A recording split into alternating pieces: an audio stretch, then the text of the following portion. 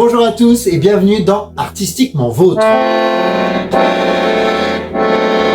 Bon, cette semaine, vous en doutez, on va s'intéresser à l'accordéon. Je suis pas trop un professionnel, ça s'entend.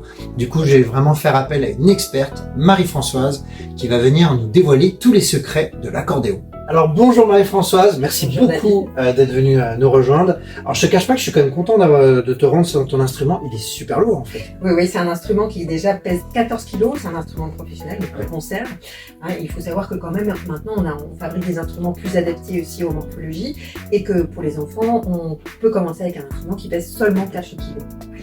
Alors la question de la semaine, Marie-Françoise, tu t'en doutes, c'est tout simplement comment fonctionne un accordéon, parce que c'est vrai que c'est un instrument un petit peu mystérieux, enfin moi je trouve, il y a plein de touches partout, comment ça fonctionne? Et évidemment, donc c'est un instrument où on voit pas forcément comment en effet le son se fabrique, et c'est pour ça que David a posé la question tout à l'heure de comment on l'allume. Alors c'est une question que j'entends souvent aussi chez les enfants, donc tu as gardé ton âme d'enfant, Oui. Et donc il faut savoir qu'en effet toute la mécanique elle est à l'intérieur, donc elle ne se voit pas. Alors c'est pour ça que je vous ai amené aujourd'hui le papy, en fait, le grand-père de l'accordéon. Un harmonica. Voilà, un harmonica qui a été inventé au début du 19e. Et en fait, le principe de l'émission du son de l'harmonica, c'est qu'on souffle dans des carrés qui actionnent des anches métalliques qui font une vibration et du coup qui produisent le son.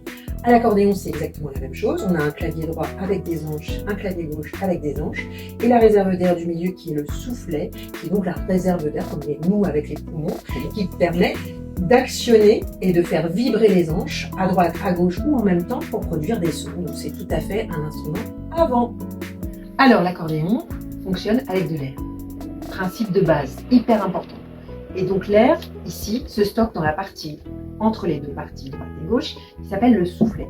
Et cette partie-là est vitale, comme nous, les poumons. En fait, c'est grâce à cette réserve que le son peut se produire. Parce que il faut appuyer simultanément sur un bouton, faire prendre de l'air et l'anche se met en vibration. Donc grâce à la vibration, le son se forme. Il faut savoir que ça fonctionne dans les deux sens. On peut aussi faire un son en refermant le soufflet, c'est-à-dire en poussant, en comprimant l'air, et on a aussi un son. Donc là, vous voyez, j'ai appuyé sur un seul bouton et le son est identique en ouvrant, en fermant. Alors qu'au tout début de la création de l'accordéon, il était donc bisonore, c'est-à-dire qu'on avait deux sons différents en appuyant sur la même touche, un en tirant, un en poussant. Et c'est exactement le même principe à la main gauche. Et je peux jouer des sons de manière simultanée ou individuelle. Voilà le secret de l'accordéon. Marie-Françoise, merci pour toutes ces explications. Avant de terminer, tu sais ce que je vais demander, petite démonstration, si tu veux bien. Alors je vais vous faire un petit extrait d'un compositeur argentin qui a compté beaucoup pour moi, qui est Astor Piazzolla.